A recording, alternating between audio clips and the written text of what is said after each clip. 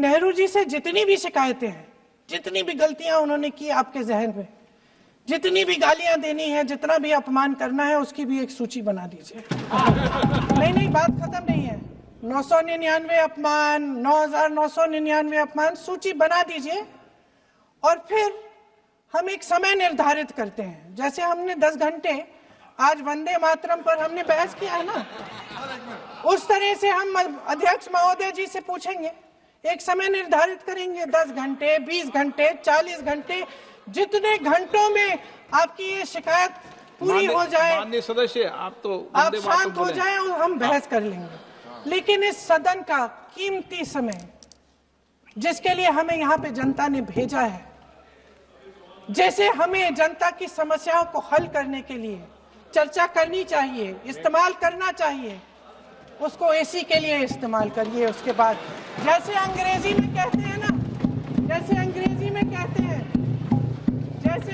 में कहते हैं कि once and for all let's close the chapter, close कर लीजिए।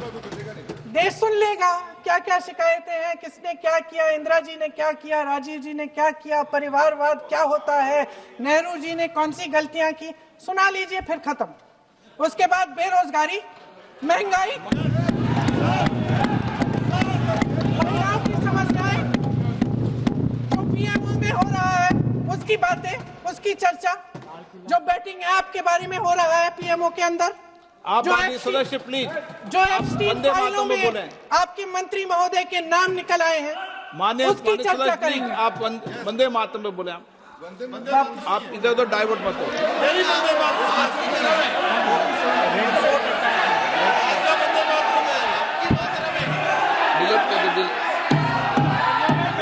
क्या हो गया? आप 1 मिनट, हाँ कर दो। क्या हो गया? अंत में चिड़ी गए।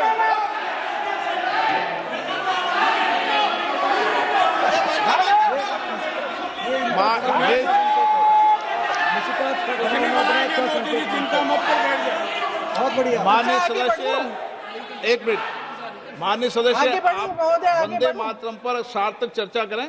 ठीक सर, इधर उधर बात डाइवर्ट यही थी सर, संक्षिप्त में बात यही थी, कोई डाइवर्ट नहीं होना हम चाहिए अतीत अपन पे को। बातें करते रहते हैं। माननीय सदस्य नहीं, आप बिना तथ्यों के कोई बात नहीं करें।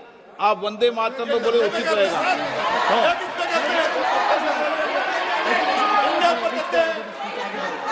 मैंने प्लीज, अध्यक्ष महोदय, मैं आपकी बात मानती हूं, लेकिन बिना तथ्य के बहुत सालों के लिए ये हम पर आरोप डाल रहे हैं।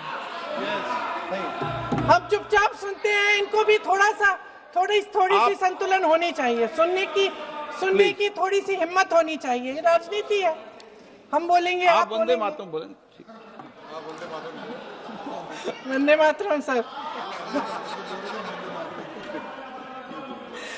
महोदय, आज की ये बहस सिर्फ ध्यान भटकाने के लिए की जा रही है, क्योंकि ये सरकार इस देश के वर्तमान की असलियत छिपाना चाहती है। आज देश का युवा कितना परेशान है, कितनी मुश्किल में है, पेपर लीक होते रहते हैं, बेरोजगारी है, महंगाई इतनी बढ़ चुकी है। इसकी चर्चा हम सदन में क्यों नहीं कर रहे हैं? आरक्षण के साथ जो हो रहा खिलवाड़ है, उसकी चर्चा हम यहाँ क्यों नहीं कर रहे हैं? महिलाओं की बात होगी, बड़े बड़े ऐलान होंगे, मगर उनकी परिस्थितियों को सुधारने के लिए कोई ठोस कदम यहाँ क्यों नहीं उठाया जा रहा है? इन्हीं दरवाजों के बाहर खड़े होकर पत्रकार करे थे। आपने कहा कि आरोप मत लगाइए बगैर तथ्य के, तो मैं बोलूं कि नहीं बोलूं? नहीं, बिल्कुल नहीं। नो, आप उधर की बात मत बोलो। आप जल्दी से सदन में जो कुछ भी बोले हैं वो तथ्यों से बोले। आपको हर चीज ऑथेंटिक करनी पड़ेगी, इसलिए आप तथ्यों से बोले। अच्छा सर, बड़े बड़े शहरों में प्रदूषण है, लेकिन हम इस सदन में बैठकर सिर्फ छोटी छोटी बातें करेंगे। जी, जो अतीत की बातें हैं ना, जो बार बार आप चाहते हैं कि हम पीछे देखें, लेकिन हम आगे भविष्य की बात, वर्तमान की बात, जो असली समस्याएं हैं उनकी बात न करें, ये छोटी बात होती है। आप में हिम्मत है तो भविष्य की बात करिए, हिम्मत है तो बात करिए कि बेरोजगारी क्यों है, कि पेपर लीक क्यों होते हैं। आप चेयर को एड्रेस करें। आपको अच्छा, खत्म कर लेती हूँ, चेयर खत्म के कर एड्रेस लेती करो हूँ। आप। अध्यक्ष महोदय जी, अध्यक्ष महोदय जी, सच्चाई ये है कि इनका शासन दमन का शासन है। इनकी राजनीति दिखावे की राजनीति है, इवेंट मैनेजमेंट की राजनीति है, चुनाव से चुनाव तक राजनीति है, तरह तरह के ध्यान भटकाने वाले मुद्दों की राजनीति है।